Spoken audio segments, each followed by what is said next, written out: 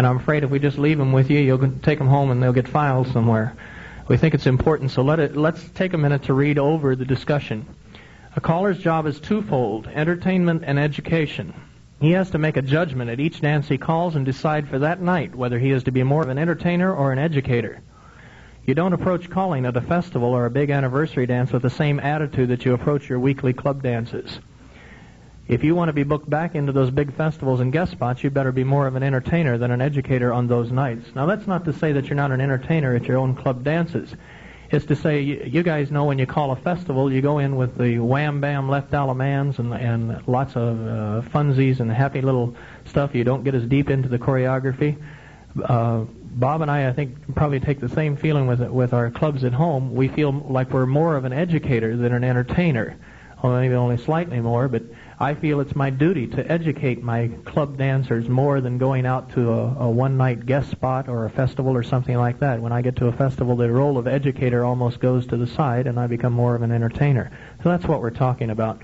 Both have to enter into your calling, but I think perhaps that one is more heavily weighted in some situations than the other, and vice versa when the situation changes. When we talk about attitude at a dance, the caller's attitude as he approaches a dance. We're very concerned that Bob and I, in case you don't know, head the +1 and +2 committee. We have responsibility for what is on that list and the revisions of it, and et cetera, et cetera. So we're very concerned as we travel around and hear dancers and hear callers talking about the CALLERLAB lists have become so rigid. In fact, several have said this morning that the dancers know the list better than the callers. And I don't know how many of you have been in the situation where you've been calling and somebody said, "Is that on the list?" That's not on the list, is it? The dancers are becoming very, very conscious of what is on those lists. And in some cases, God help you if you step off of them even for a minute. At the same time, it's my feeling that some callers are using those lists as a license to kill. If they go into a dance and the club says to you, "We are a +2 club," that's my point number B. Please don't presume that everyone there is a strong +2 dancer. The club may be trying to work up to +2, and it's best to get the information from the club caller, if you can, just exactly where they are. Are they strong on relay the deucey and perhaps weak on curly cross or swap around or whatever? If you can talk to the club caller, of course, that's always best. If second best is to get some kind of a feeling from perhaps the club officers or somebody who dances there on a regular basis, or somebody that you know and trust and can ask that kind of a question. The point to be had is take the list, take the designated level at a dance as a jump-off point, not a license to kill. I've heard guys go into a dance and they say, "Man, they told me it was a +2 dance last night, and I went in and I called a +2 dance, and they couldn't dance, and I just didn't care. They told me to call, it was a +2 dance, and I went ahead and I called, and half the floor stood all evening, but I went ahead and called my +2 dance." I think as in +1 or +2, as at any level, the caller's judgment still comes into play. You don't go in and just because a club says to you they're a mainstream club, we all know that you can kill a floor with mainstream basics. Is that our job? It's no more our job to kill a floor at +1 and +2 than it is to kill a floor at mainstream. Just because the club has said to you that they're +1 and +2 doesn't mean they're a bunch of snobs and they are asking you to prove something. It simply means that they want to dance 12 more basics than a mainstream floor, or 24 more basics than a mainstream floor. They're looking to dance. And these lists, because they advertise their level, please don't take the attitude that the list is a license to kill. I seem to hear that more and more from dancers and callers, just from what callers take those lists to be. I like to take the approach that if I'm, for instance, booked in a +2 dance, that the dancers there should be strong QS +1 dancers. And I use that as my jump-off point and check it out maybe during the first 2 or 3 tips of the evening. And, you know, if they're not so strong, well, you can maybe make them a little stronger at +1, but don't forget they do want to dance. If they're doing relay the deucey, they want to dance the relay the deucey, even though in your opinion they don't know all the +1 basics from all the positions that they should. APD dancing has been hailed and it's been downgraded as the worst thing that's ever happened to dancing also. I think APD is good with a spoonful of sugar. A little bit of it goes a long way. I'm not so sure that the dancers, I shouldn't say I'm not so sure. I firmly believe that the dancers don't want APD dancing as the solution to all the variety in choreography that we callers think it is. Dancers like new names, and they like to learn new choreography. Any way you cut it, a teacup chain is still a teacup chain, and a peel the top is still a peel the top, and it gets boring after a while. A little APD is fine, but don't overdo it. Above all, the dancers have to win. It's still a dance, and they're there to enjoy themselves, so I think that's the most important thing. A caller's attitude when he approaches a workshop, and this, I don't know about you guys, but I'm in an area now where the dancers have suddenly discovered higher level dancing. And I came from an area where higher level dancing has been entrenched for several years.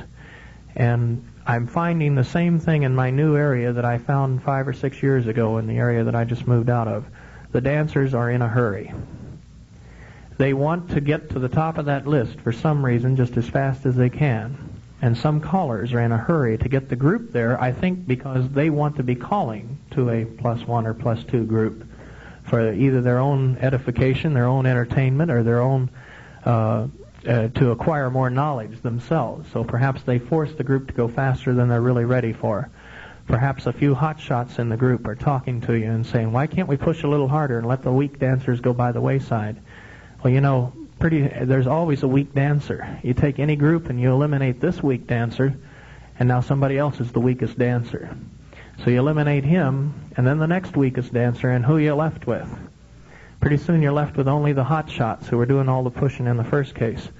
And what it builds up to finally is, in my own opinion, is the hot shot dancers are the least loyal dancers in the world.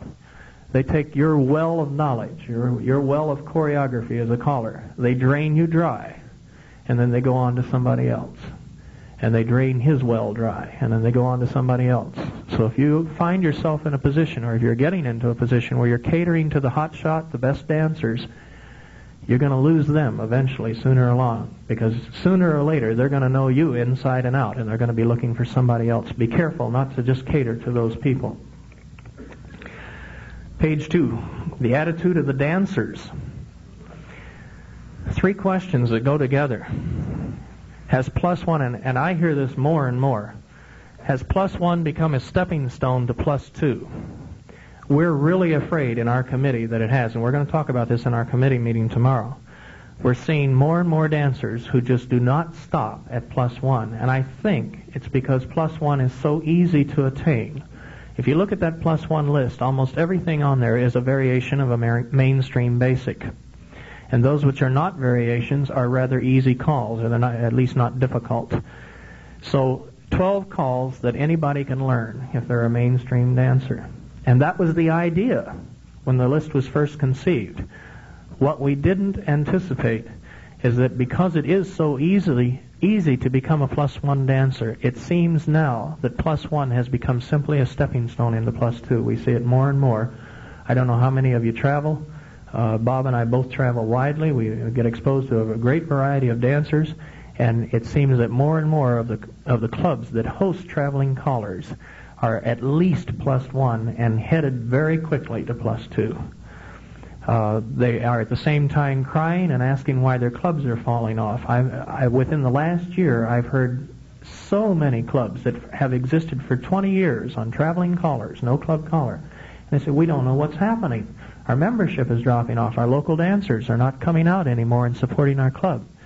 They're blind. They can't see the forest for the trees. Their dancing level has gone higher and higher. It's now +1 at least.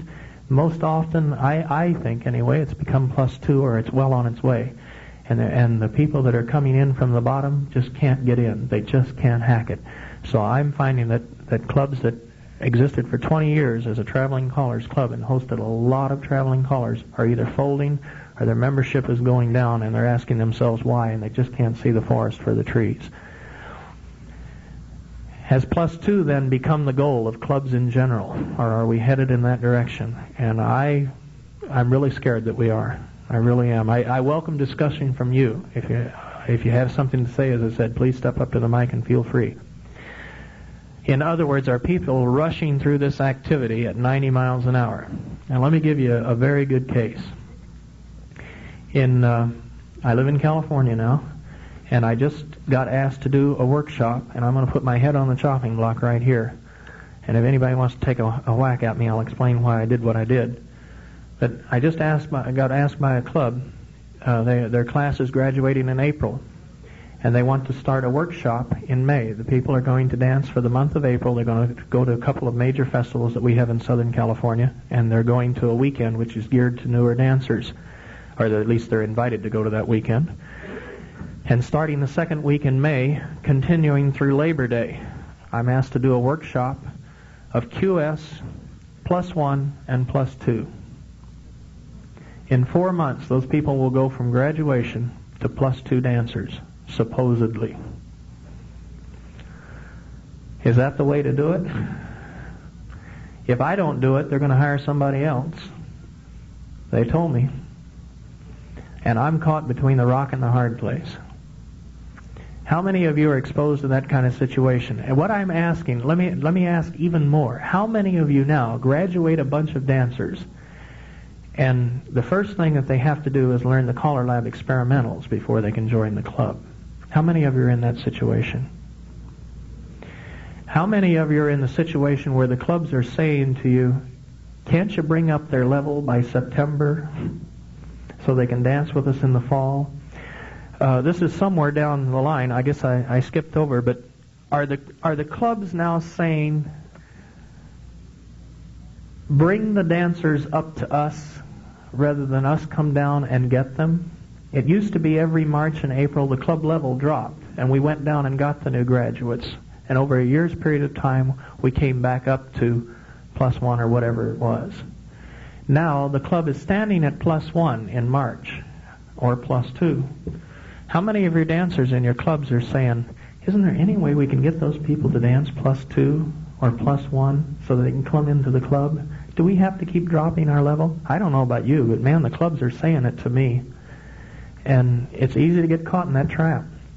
Where are we going? Are we putting people through this activity at 90 miles an hour? Are they not taking the time to dance and have fun? Has it become workshop, workshop, workshop over and over and over, and running them right out the high end?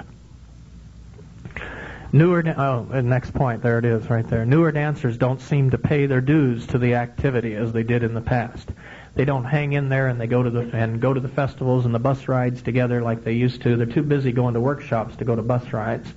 They're too busy going to workshops to jump in a carpool and go to a big dance some weekend. They're too busy going to workshops to be a club officer. I'm sorry, I'm workshopping 2 nights a week to get into the club, and I haven't got the time to be an officer or a delegate or anything like that. They're not, quote, paying their dues to the activity.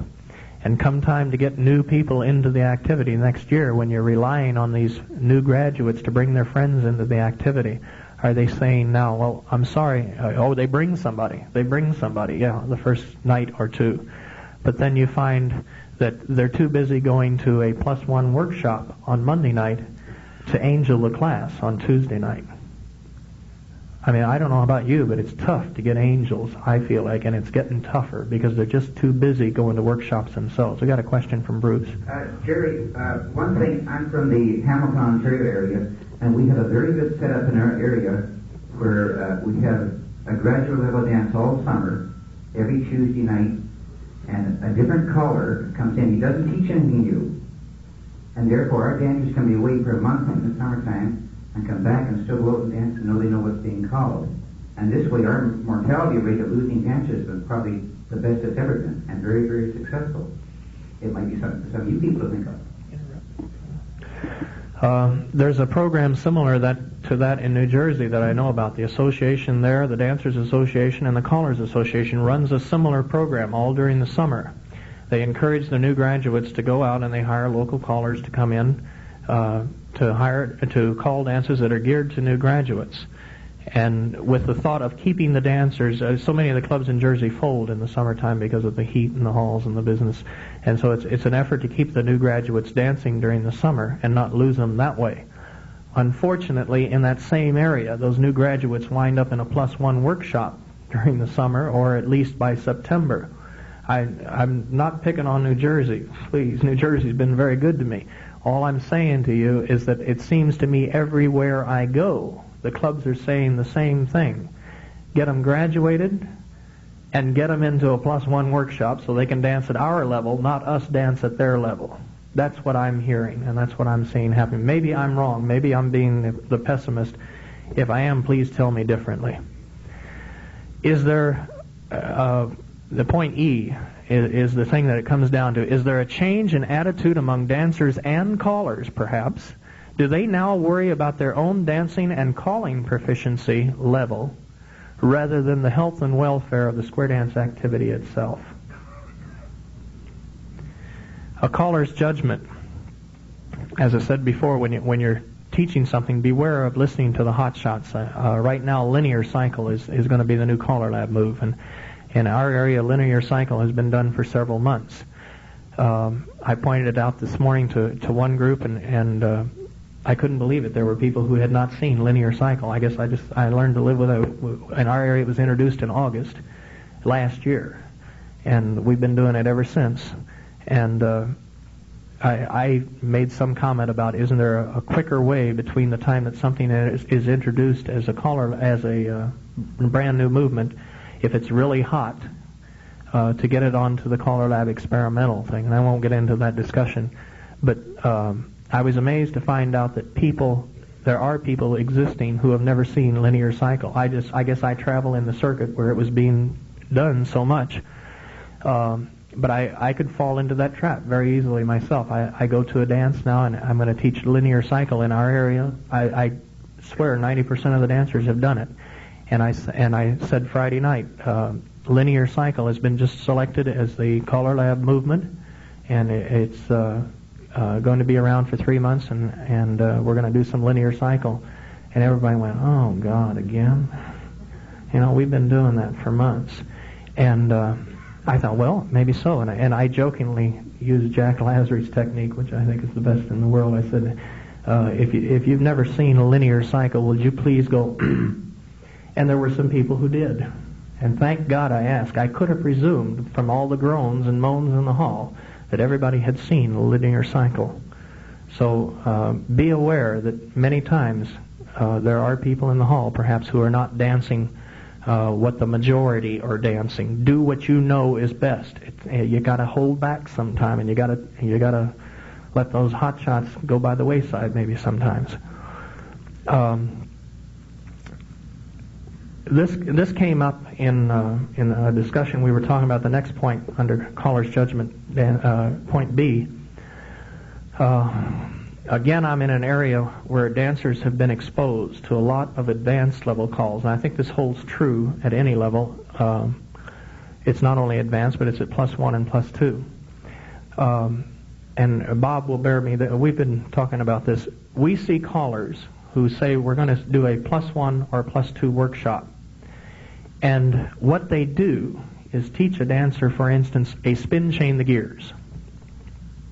Then during the course of the evening, they call a spin chain the gears, and after the shock, they give the dancers 12, 15, maybe 20 calls in a row before they hear spin chain the gears again.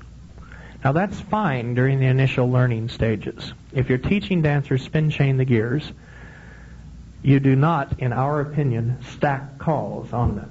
In other words, if you're teaching a +1 workshop, you do not stack +1 calls on top of dancers that are learning +1. After you call a spin chain the gears, they need the swing through and the boys run and bend the line and pass through and wheel and deal to recover from it. The mistake comes when the callers, as the dancers grow in their proficiency, the callers fail to stack the calls.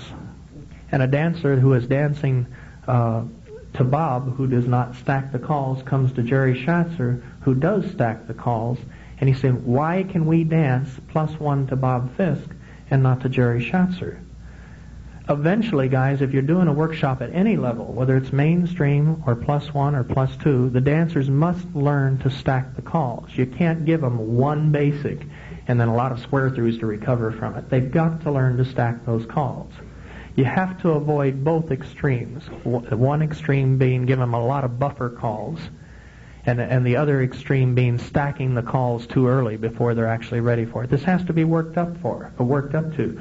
But notice what I say at the end. Stacking has to be worked up to gradually, but it is necessary if the dancers are to become experienced or seasoned dancers. I don't know how many of you have run into that problem, but I have the problem quite a lot in my area, especially at the advanced level. I'm working a lot of workshops right now in my area with advanced level. And I've had a lot of dancers who have come to me and say, well, we're in so-and-so's workshop, and how come we've been exposed to all these calls, and how come we can dance them to him and not to you? And the reason I eventually find out, because I go to these guys' dances and find out, and the reason is the guys don't stack the calls. And then they proceed to tell their dancers that they are experienced advanced level dancers. They're advanced level dancers, but they're beginner advanced level dancers. They're not experienced or seasoned dancers. And there's a mistake. There's a difference. You have to make your dancers seasoned, and the only way they can eventually become that at any level is to learn to stack the calls. Here's a point. How do you decide what's suitable for workshopping with a particular group? I put this down because I belong to the quarterly selections committee, and it's amazing sometimes what some of the things are that are suggested for quarterly selections for mainstream dancers. But it appears at any level. There's a movement out now called Diamond Recycle, for example. And if you have a group who has not been exposed to diamonds or who is weak on diamonds, it's a mistake to go in and for your workshop tip call a Diamond Recycle. And you're just boggling their mind. You're giving them two unknowns, really, instead of one. So the end result of that is if you go into a group that is strange to you and you know you're going to be asked to do a workshop tip, you've got to have more than one thing ready to workshop. If I took in Diamond Recycle and I arrived there and I found out that people couldn't do a diamond circulate confidently, I would not want to have them do a diamond circulate. But here I am up a creek for something to workshop. So be prepared. If you know you're going to be doing a workshop, have more than one thing ready at a variety of levels, preferably, or a variety of difficulty. We're on to page 3. This I envisioned as perhaps, I don't know, maybe we should have, can we get a square? I think this would be very effective if you could see it. Could I get a square up here to dance for me? Just for 5 minutes, not really long at all. Be brave, guys. Come on. Somebody jump up and help us, won't you please? If we could get a gal up here, Bob will help. Come on, Mickey. Okay. No, this is going to be mainstream. This is not even +1 and +2. Right.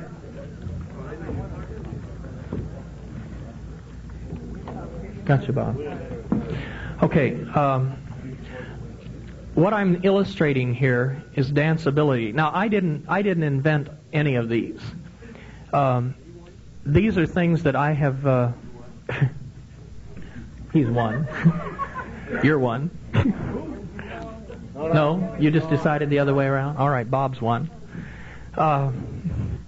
These are things. How many times have you callers been talking to each other and say that I had? Or have you heard other callers say, man, I had a group last night that thought they could dance and they couldn't do mainstream basics. And I showed them they couldn't do mainstream basics. Well, that's where this discussion came from. These are things that I remember because, man, they floored me at the time that I heard them. I call for a group where I am who are advanced level dancers. And there have been some callers who have come in there, and they're, not great advanced level dancers, but they're not really poor either. And there are some callers who've come in and called to that same group, which I know very well. And they've used these examples, and I remembered them and wrote them down. And what we're talking about here is danceability. There are a variety of combinations, an infant variety at any level, of combinations which exist, which have good body flow and are supposedly within the realm of the dancer's knowledge. However, they have what I consider poor danceability. For example, let's have the heads pair off. Now, this is an example that's given to me. Do a right and left through, dive through, do a partner tag, partner hinge,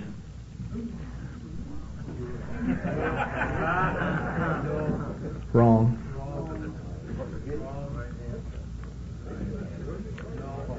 I'm sorry, pardon me, I miscalled it. I even wrote it here wrong, pardon me. Change that first one, not pass to the center, but pass through.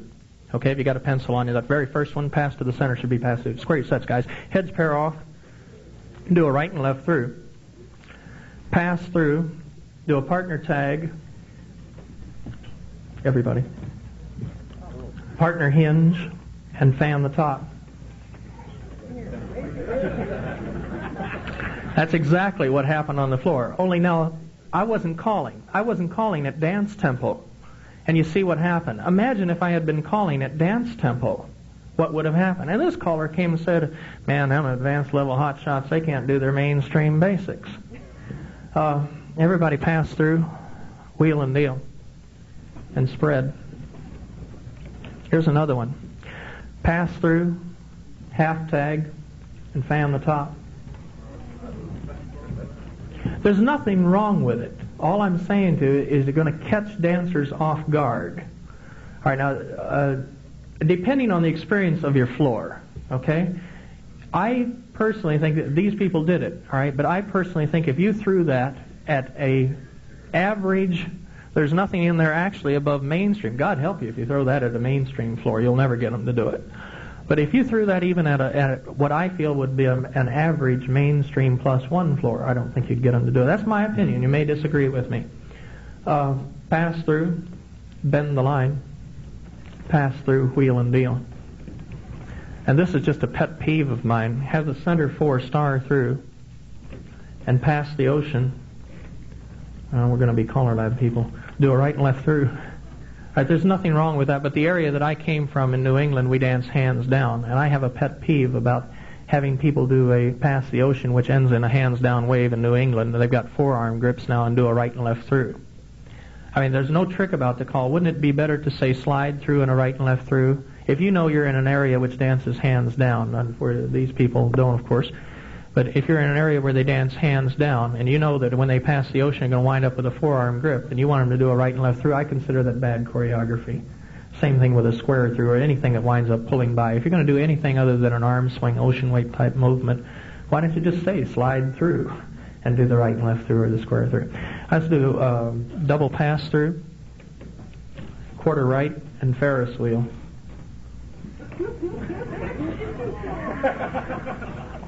Do you see what I'm getting at? Once more, double pass through, quarter right. Look how close together the lines are. Now, Ferris wheel is perfectly legal. It has good body flow and everything else. Is it danceable from that particular lead-in combination of basics? I personally don't think so. Ferris wheel. All right, they can step out and make it happen. They knew what I was going to do. But throw it at an unsuspecting floor and see what happens. One more. Centers pass through. I may get in trouble here. Swing through. Boys run. Bob Fisk gave me this one, so I'm Ferris wheel. And everybody roll. And Ferris wheel. Hey, it's legal and it has perfect body flow, guys. It's perfectly legal and has good body flow. It really does. Okay. Thank you all.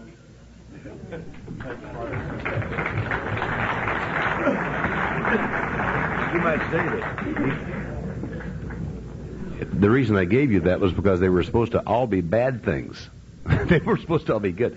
Now, I believe that in the case of, I won't mention where tag the line quarter right or face right and Ferris wheel came from, but to me now, a good dancer should be able to dance that if they know Ferris wheel, and they should know Ferris wheel because it's quite a ways down the line from +1 and 2. But the danceability of it is for the lead dancers to extend or move out slightly forward and do the call. But it could shock an average floor. I'm not going to spend a lot of time going over the things that Jerry has already said.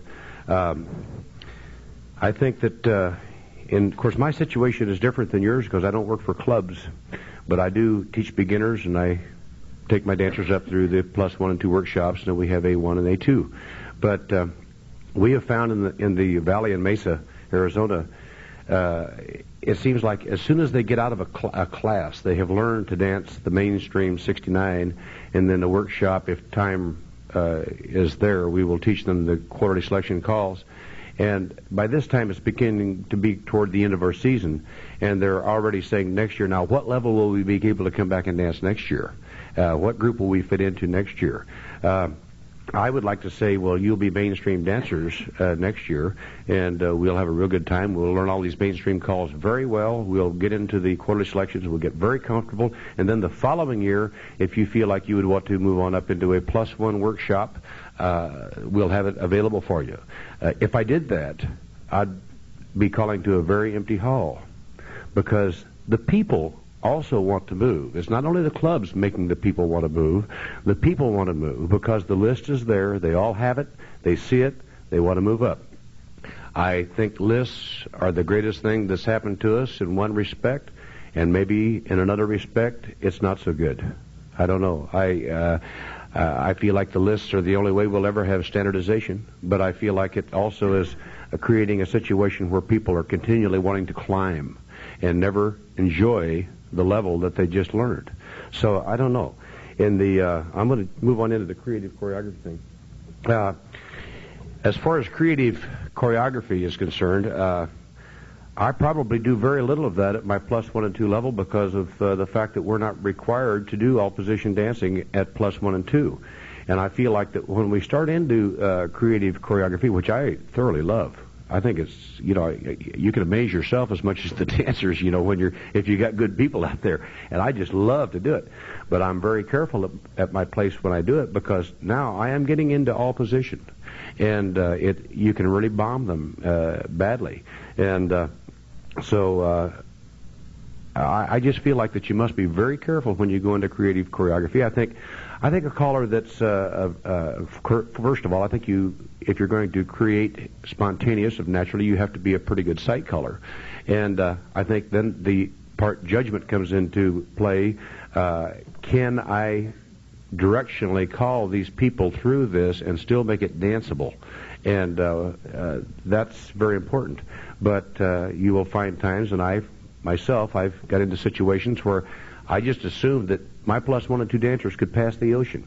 So I had a situation where the girls were in the center of a line facing out, and the boys were right shoulders in a 3-in-1 line, and I didn't want to recognize the fact that we were in a 3-in-1 line, but I had the girls facing in. I think I said that. But I just asked the girls to pass the oceans to create diamonds. Well, I never had such a mess in my life. I thought, gee, how could this happen? Why did I do that? And but I guess I gave the dancers too much credit. I just figured that pass the ocean was a thing that they could do, and I felt like that with the girls being together, I had two people of the foursome that were in a normal position. The other two were in the, let's call it the abnormal position if you want to, but they were in the sashayed position. I thought they would help each other, but complete chaos happened. So Jerry, do you want to get a square up again and work on some of the things? Okay, so what we're going to do now is, I think we've talked enough, and I hope that if you want to see some of the things that I do and Jerry do with +1 things, we'll work on, we'll take diamonds and work on some, and we would like to get a square, and if you feel like you'd like to come up and dance some diamonds, and some of the +1 calls, I think, is basically what we're going to work on first. And so if we can get 4 couples, we'll do some things.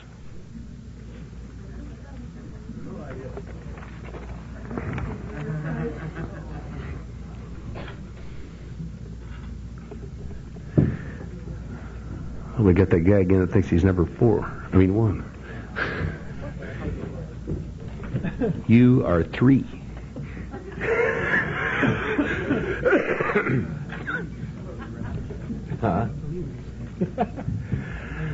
Okay, so let's just assume that we have a +1 group that understand diamonds, and they can dance diamonds. Now, we've been using pretty simple ways to get into diamonds, and let's just have the heads pair off to face your corner and step to an ocean wave. Okay, now let's just say that we've been using calls like this. Maybe we do a recycle and veer left to a two-faced line. Girls do a single hinge, and we're setting up our diamonds. So we've been doing this all along, and we've been flipping the diamond with either the girls in the center or the guys in the center, either way, so we're not too worried about that. But we're starting now to find that the dancers are dancing this, and we feel like now is the time when we can get a little more creative. So the first thing we want to create is setting up the diamonds a little better and in a little different way.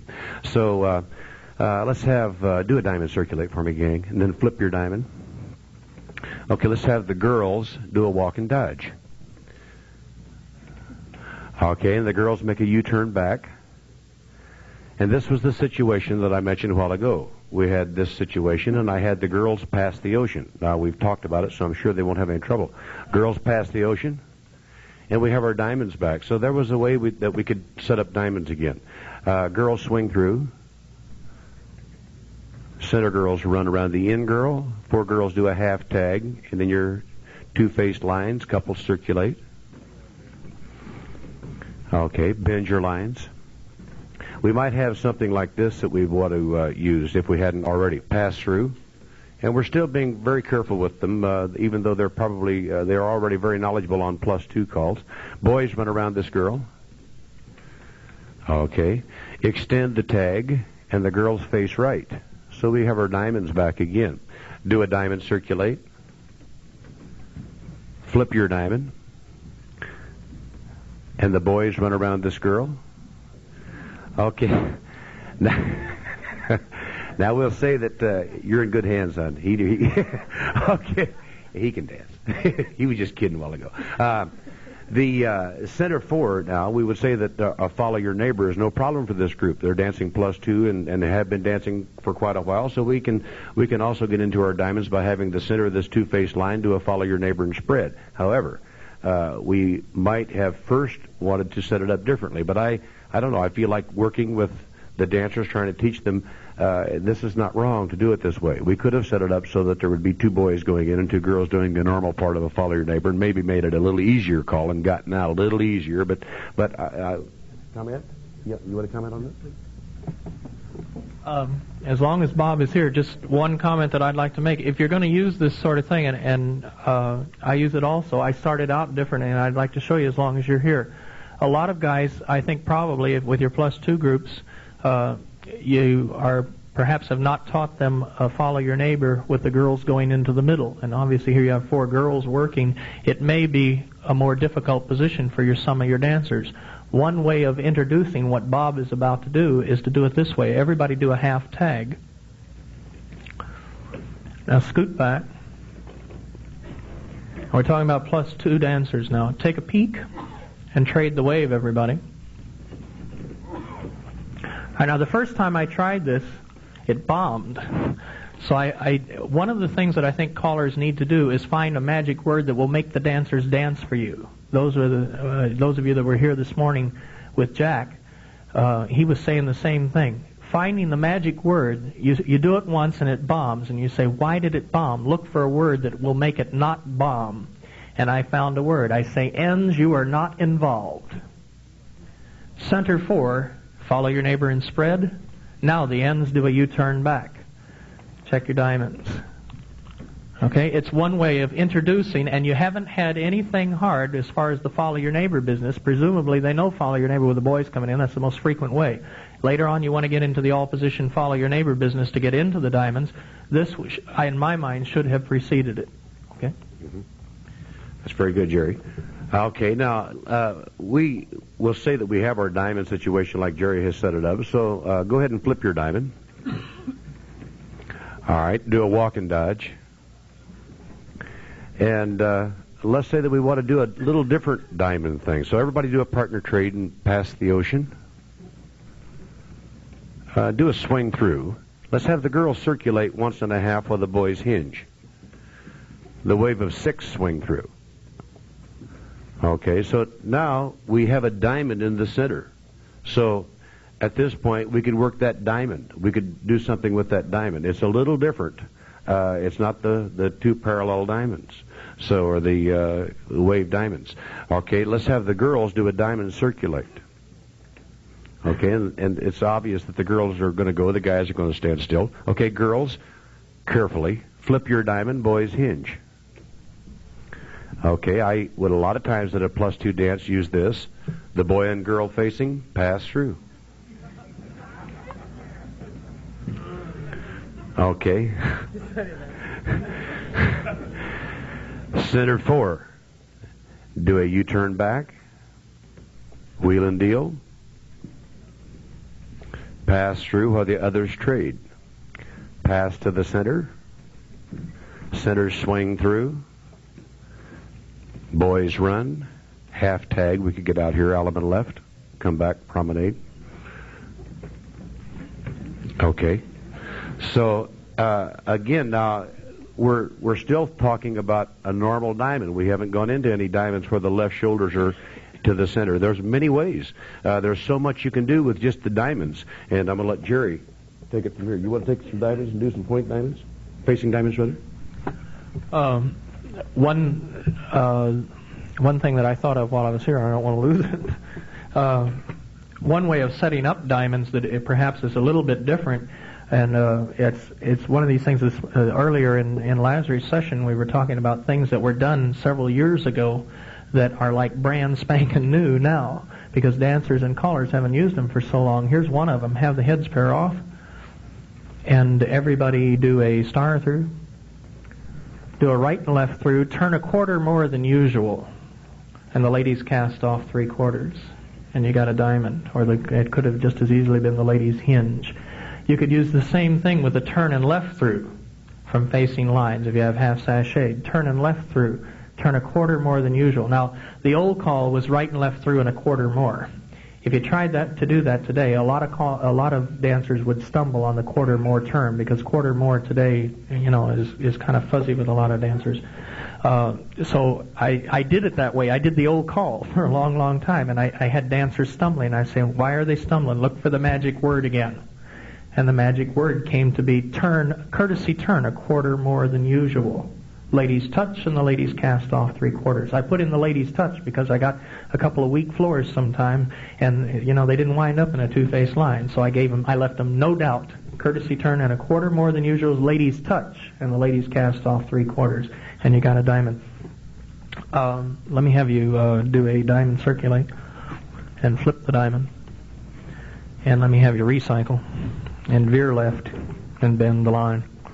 All right, one way of setting up left-hand diamonds, and again, it expands your mainstream choreography also. Veer right is an underused mainstream piece of choreography.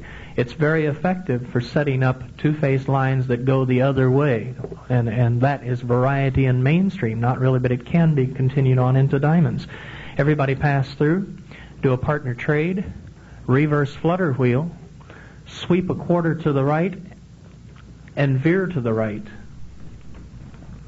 Right, now I used to say sweep a quarter and veer right, and I got dancers stumbling because dancers are geared to veering left. So they'd sweep a quarter and then they'd stop dead in their tracks and veer left, and then some saying, you dope, he said right, and they'd shove them over. So I found the magic word. I said sweep a quarter to the right and veer right, and I said it so fast with no pause between them that they just couldn't possibly stop dead in their tracks. It was there before they had a chance to louse it up. All right, from here you can have the boys hinge, and you got a left-hand diamond, which opens all the possibilities. You can diamond circulate it, you can flip the diamond. All right, now, this I would precede with a tip. I be sure that people can do explode the wave, all position, before I do this. I'll have 4 boys in the middle pass the ocean and explode the wave, usually from a double pass-through type setup, boys in the middle and girls on the outside. Boys do a swing through, boys look at your wave and explode the wave in cloverleaf and do something while the girls do something else. But the point is, I precede this choreography that I'm about to give you right now. I precede it by an all-position explode the wave. And again, I had to find the magic word. I just started calling off the top of my head, and it didn't work. I finally said, girls, and you could do this from a right-hand diamond. It wouldn't make any difference at all. I said, girls, you are not involved. 4 boys, look at your wave and explode your wave. All right, now I can have the boys do almost anything. I can have the boys, don't do it, but I could say, boys, run around the nearest girl. Girls slide together and do a walk and dodge, and girls run around the man. Let's do it one time. Boys run, girls slide.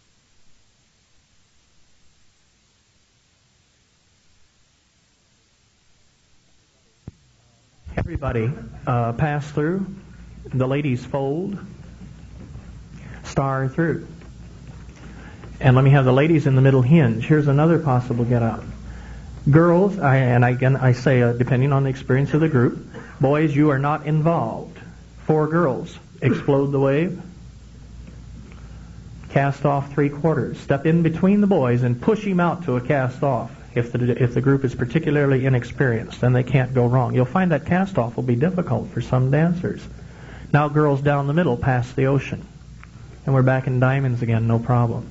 Here's another way if you don't want to use the cast off. Girls, explode your wave. Same girls do a partner trade, and down the middle, girls pass the ocean. And you haven't gone anywhere at all. But to the dancer, it's a lot of dancing. So you've got 3 possibilities there. What were we saying? Facing diamonds. Do you want me to go on? Do you want to? You go ahead and start it now. All right. Well, I'll start and he'll finish. I like to set it up this way, and again, it was a matter of doing it one way and finally deciding which way was the best for a long time. Eventually, I want to have them flipping, facing diamonds. Okay, it's not necessary now, but I got involved in an advanced level workshop, and I found out people had gone through A2 and not seen a facing diamond, and I could not believe it. Have the boys do a U-turn back. Now, you can set up this diamond easily enough, all right? And all you have to do is say, after you get it done, you got the wave. Girls, you can, if you want the girls busy, have the girls do a swing through, and they're doing nothing at all, while the boys do a U-turn back, and you've got dancing instead of close order drill. All right, now you're checking a facing diamond. This stuff has to be introduced over a period of time, guys. You don't want to introduce it in one night or even a couple of nights, but it adds variety to your diamonds. And you tell the people without ever walking them through, you're facing somebody. Boys, you're going to take the girl's place that you're facing. She's going to take yours, pass right shoulders, and nobody will get hurt. Okay? Everybody do a diamond circulate. Boys, you have a left-hand wave. Get that in there, because the boys will be stumbling. They don't know for sure.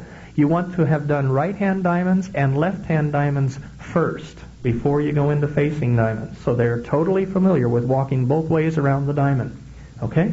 Again, boys, you're going to replace the girl you're facing. She's going to replace you. Pass right shoulders. Ready? Diamond circulate. Okay? All right, once more for me, please. Diamond circulate.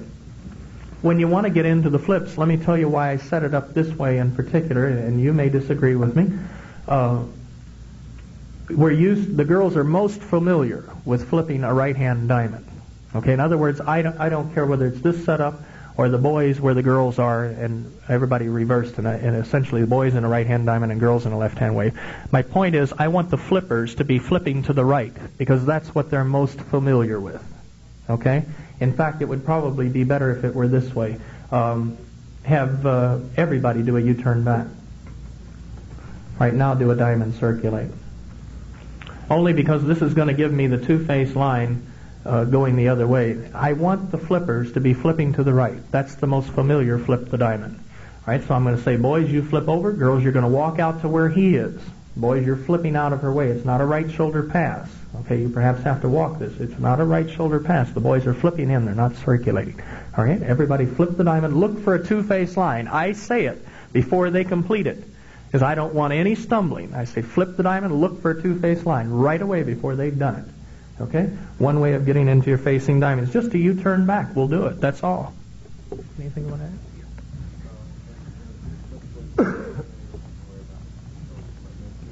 Okay, assuming that we've gone on with the facing diamond thing, and a while ago we had the little diamond in the center, it would be easy to set up a facing diamond in the center. I'll do a partner trade. And let's have the boys circulate once and a half. And let's have the girls do a walk and dodge. Okay, girls make a U-turn back and touch a quarter. Okay, turn another quarter, please. Just turn another quarter. I want you to touch a half. Now, at this point, you have a line of 6, and you have the wings on the outside, but the centers also have a facing diamond. So you could use the diamond circulate here. Okay, let's have the centers only diamond circulate. And I would probably always say check your diamond and give them a chance to look for it and see that they can find the diamond. All right? And we have that line like Jack and Frank had a while ago when Jack was calling, they had the line do a half tag. Yeah, we're not going to do that. Okay. But what Lee is pointing out is a good point. The girls now have also a facing diamond that they could use. See, raise your hands, girls. See, they could do a diamond circulate too. Okay, let's have that line of 6 do a half tag. The other girl face in. Okay, the line of 6 do a trade and roll. The center girls pass through. All touch a quarter. All right, and from here we can get out again if we want to with the same thing. Those facing could pass through, but let's have the girls do a recycle. Head men run right. Girls pass through. Star through. Okay, you want to do anything else? You want to resolve it? I've got something here. Okay. Here's one I stumbled onto the other night. The term funny diamond is what is it, C2 or something? I don't know. But I got a bunch of +1 dancers to do funny diamonds. They didn't have any idea what they were doing. I told them every inch of the way, everybody bend your line. And let me have a pass-through wheel and deal. Let me see here where I had it.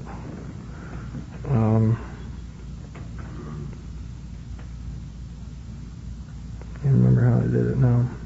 Let me have a spread, please. Everybody pass through. This is the way I did it the other night, but there's a better one than this. Wheel and deal. Girls in the middle do a swing through.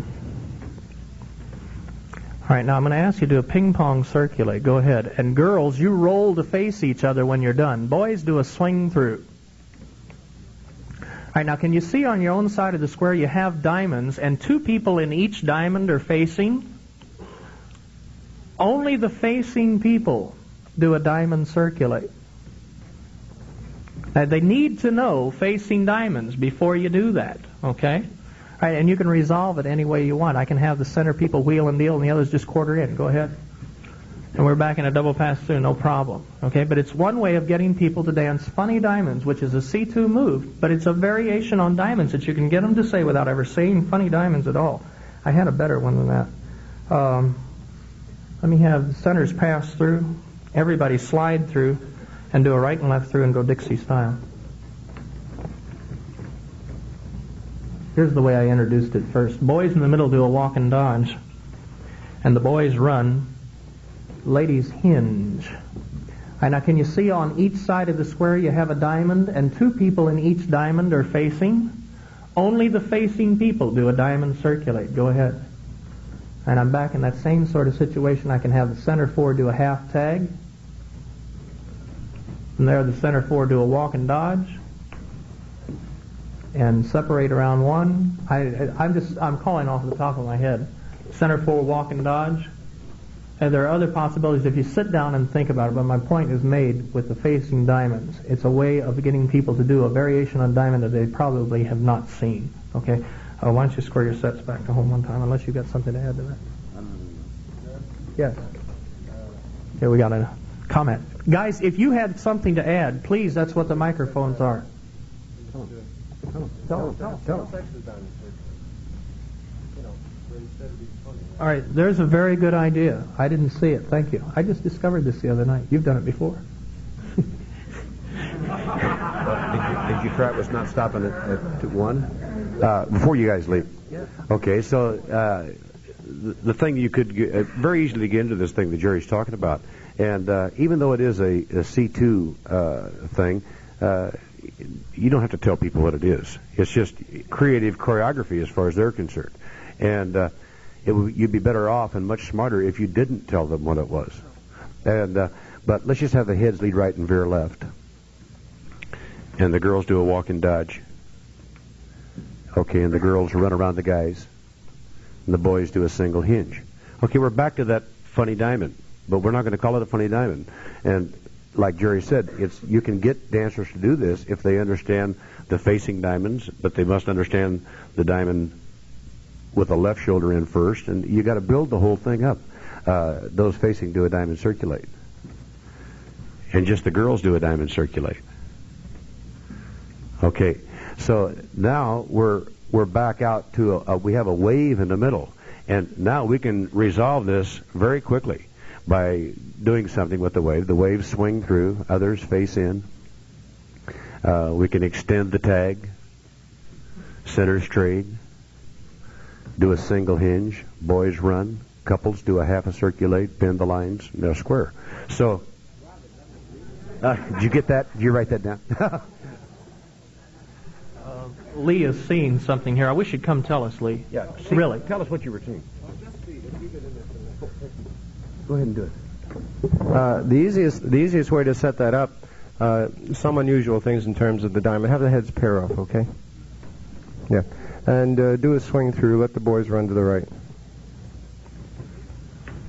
And the center two girls, all the girls will hinge for now. All right. Do a diamond circulate. Now the center two boys only trade while the other 6 circulate. Okay? Now in your wave, swing through while the others do U-turn back. Now the thing to do here on the funny diamond circulates, well, forget about the funny, but it's easy to work with same sexes, you see? And you can just say, just the boys, do your part of a diamond circulate. There's another clue to help. Do your part. So the boys do a diamond circulate. You'll hardly have anybody break on that. Now look at your two-face line. Check it. Okay? In the two-face line, wheel and deal. Sweep a quarter and squeeze back there. You got a line of 4. So sometimes it's easier to see it with the same sex, because the other setup that you had with the two girls facing, sometimes you can't see that diamond. Very good. Thank you, Lee. You got anything else you want to work on? Yeah. Or do you think... Okay. Thank you, Lee. Yeah, maybe we should get some new dancers. Are you guys tired yet? You okay? Well, you're doing pretty good. We'd like to keep you.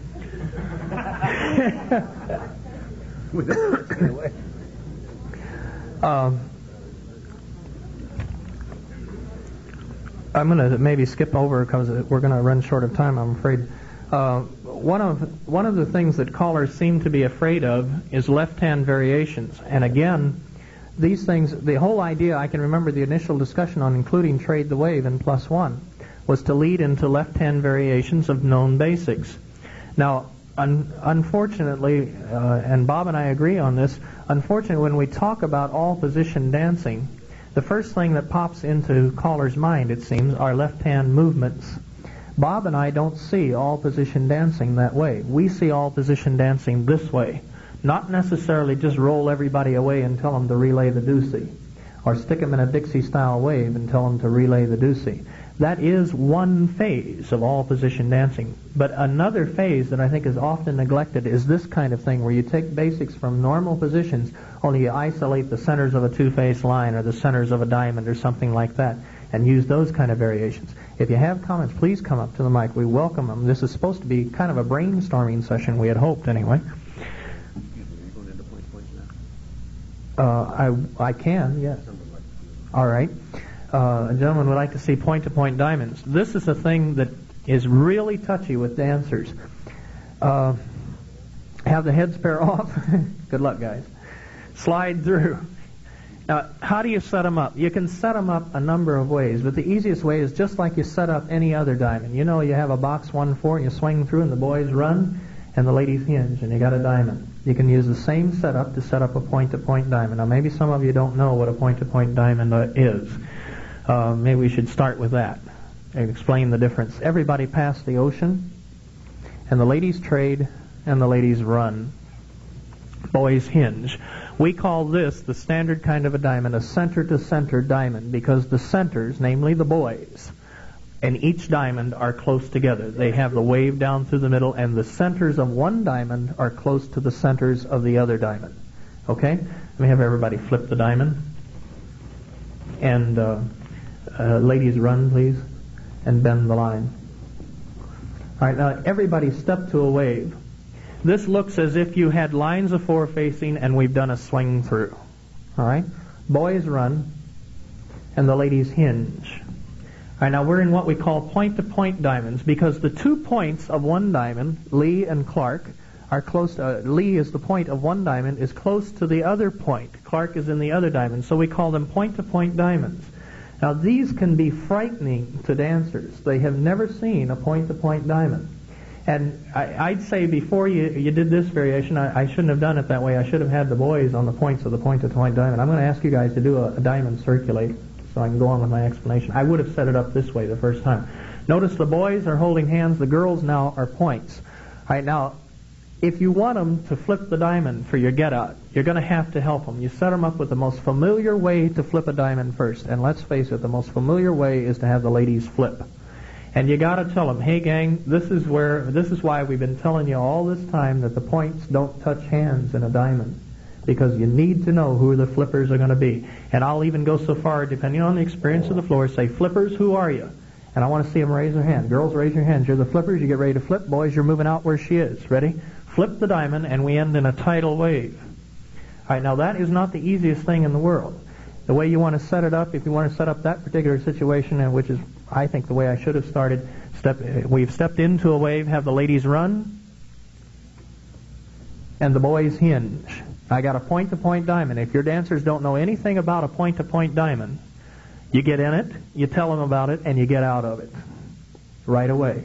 So you tell them to flip, and the ladies right here are going to flip, so flip the diamond. All right, you do that a few times, and you don't trick them. Okay, this is a workshop. You don't trick them with it at all. Now you swing through. Go ahead. Boys run, and the ladies hinge. Now check your point-to-point diamond. Who are the flippers now? Boys are the points, so they become the flippers. Flip the diamond. You resolve it. Boys run, and the couples hinge and bend the line, and you're out of it. The lines before facing Lee. Thank you. I couldn't help it. All right, one of the interesting things, after your dancers see the flip, and they see in, out, right away, then you can ask them to do a diamond circulate and flip the diamond. All right, now here's one that is years old. When Triple Trade first came out, I never will forget, Will Orlick had this in the notes, and man, this was challenged then, and it's challenged now. I just found out 2 weeks ago. Have everybody step to a wave, swing through, boys run, and the ladies hinge. And we're in point-to-point diamonds. Now I'm going to use a flip to resolve it.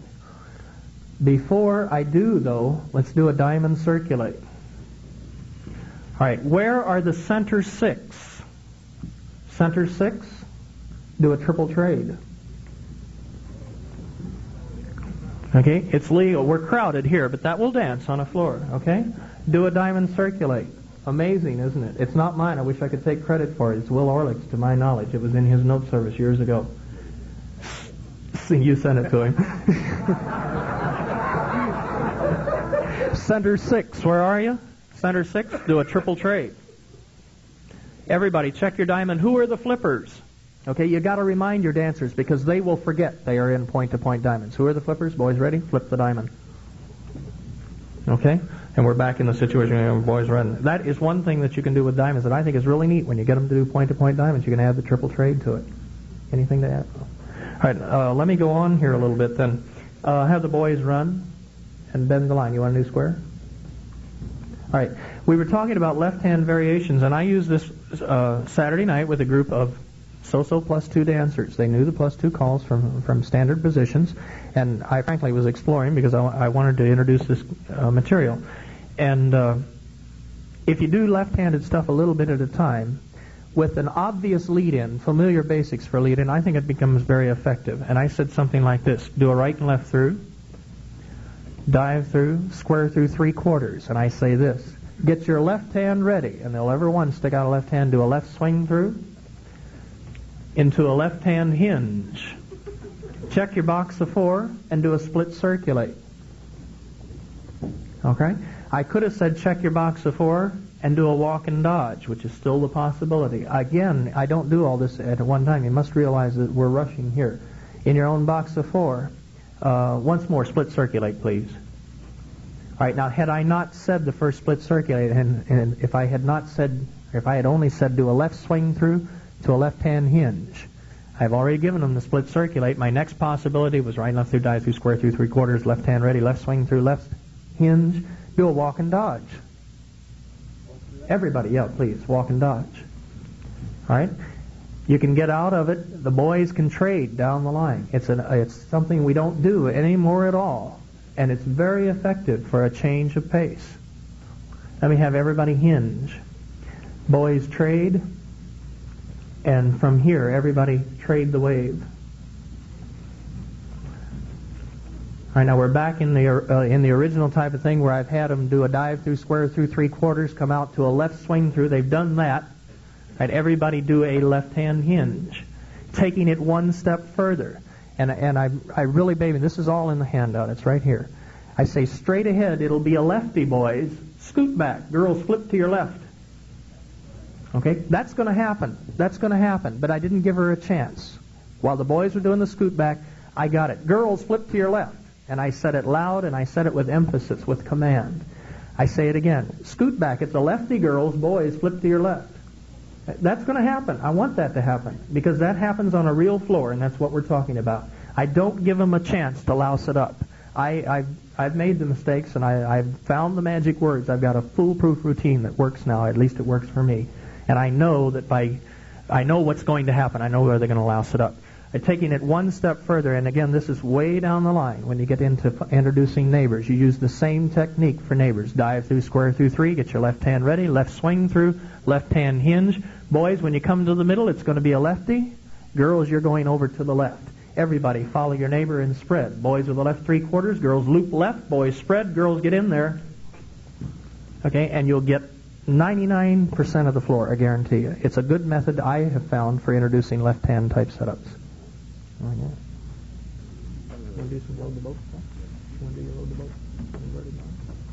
Yeah, we can. How are we doing on time? We got about 10 minutes. Okay. Let's have everyone trade the wave. Yes, without taking a peek. You've been taking too many peeks already. Boys, run around this girl. Bend the line. Okay, and into the load the boat thing. I've answered a few letters that I've received over the year in load the boat about. It seems to be a little bit of a problem with load the boat. I never seem to have that much problem with it because I don't really think it's that big of a problem to say centers pass through and turn your back to your partner. I can't say quarter out because it's an advanced call. It's an A1 call. But I can still, I wished it weren't, but I wished it were like a mainstream call. But help me teach square throughs. But anyway, I can't do that, so I don't. But let's just have say we're teaching this group to load the boat, and we might want us to do it this way. I would have the ends freeze while the centers do their part first. Centers pass through, that's 1. Turn your back to your partner, that's 2. Do a partner trade, that's 3. And pass through, and that's 4. And I point out to them there are 4 parts in load the boat. And there are 4 parts for the ends. And the ends are they're passing through first, so pass through again, on around the outside, pass through again, and after the third person face in. So they also did 4 parts, so it has 4 equal parts. And I think it's very important to teach the call that way if the dancer is going to move on into the advanced level, which everyone seems to want to do it after +2. But let's say that the dancers are pretty well versed in load the boat now, and we're doing some things with them. And we talked about this position a while ago. Do a centers in, cast off 3/4. Okay. And this is the inverted line situation, and I don't know whether this is a good call for a +2 level or not. Even though load the boat is a +2 call, and this is simply a line. But maybe the position is not a +2, but let's assume it is. And I would very carefully watch the ends, because if anyone's going to have trouble, it would probably be the ends at this point. And I tell the ends, I'll give them the call. I'll say, ends, be sure and count 3 and face in. Okay, load the boat. Ends, count 3 and face in. Centers, pass through. Turn your back to the center. Trade, pass through. It comes out into a kind of a funny situation. And the dancers a lot of times will try to make something different out of it because they have not done load the boat and come out into a situation like this. And so you must be kind of careful in your call. Okay, those facing out, do a clover leaf. Centers pass through. Pass to the center. You want to do anything with load the boat? Okay. You want to leave them right there? Centers? No. Have them. You want to do it yourself? Yeah, I'll do it myself. Have the centers pass through, split 2 and around 1. And I don't care how you get here, but this is the setup that you want. Expanding on this and perhaps taking it backward a step. I use the same thing, and it's something that I have found is effective for me. Have everybody pass through, wheel and deal. Ladies in the middle, square through 3/4. I'm going to go back even more, one step further. If you have a group that is not used to doing centers in from here, I found that invariably, if I just say centers in, one dodo is going to wind up on the end, always. So I don't say centers in the first couple of times. I say girls step between the boys. Okay, and that works. It's not, I didn't call the legal basic, but I got the effect that I wanted, and nobody loused it up. Guarantee. Then the next time around you can say girls step centers in between the boys. I cast off 3/4.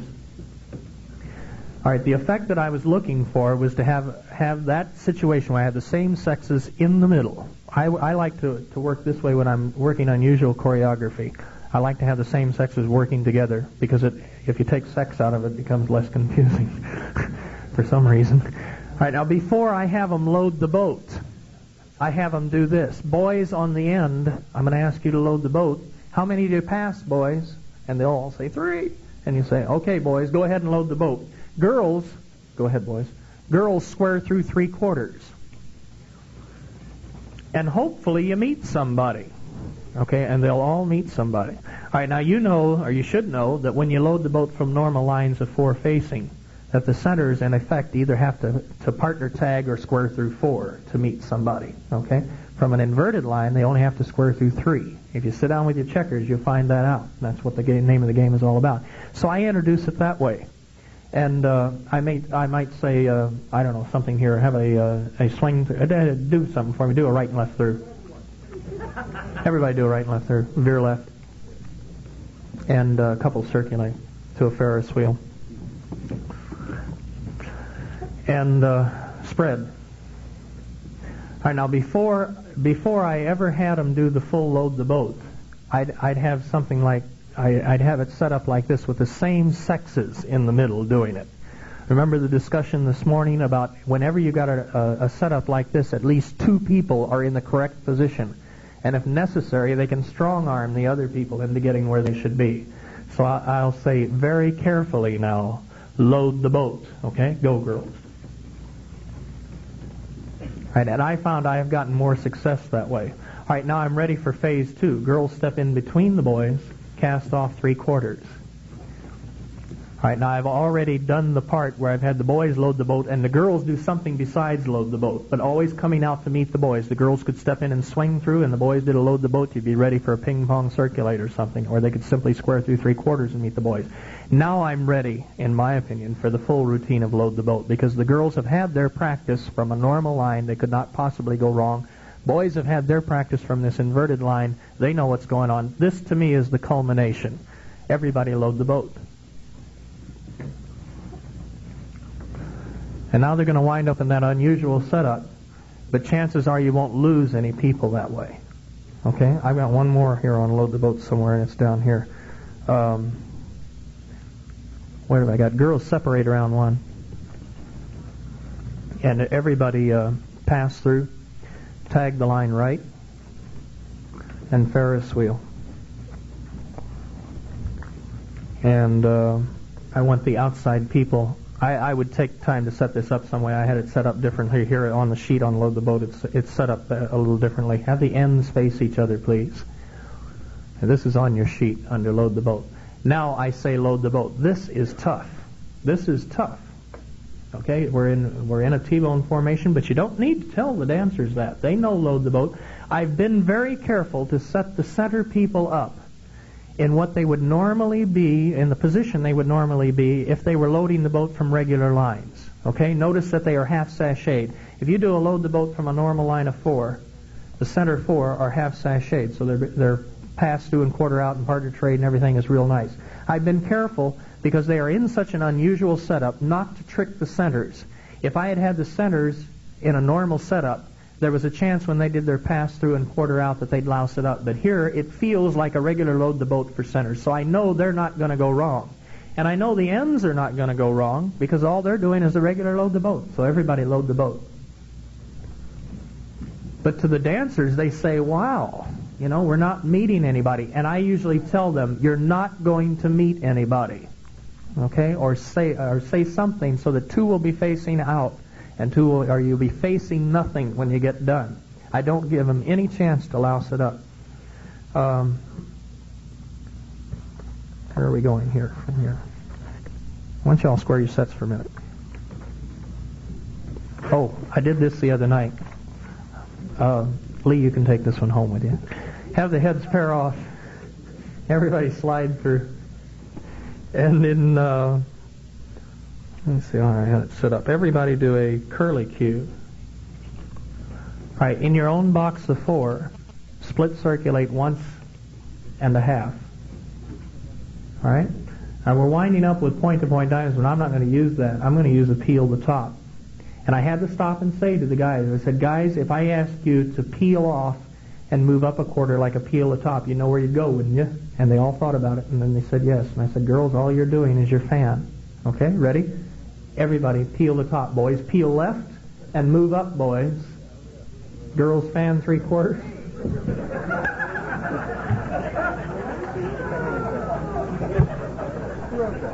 I did.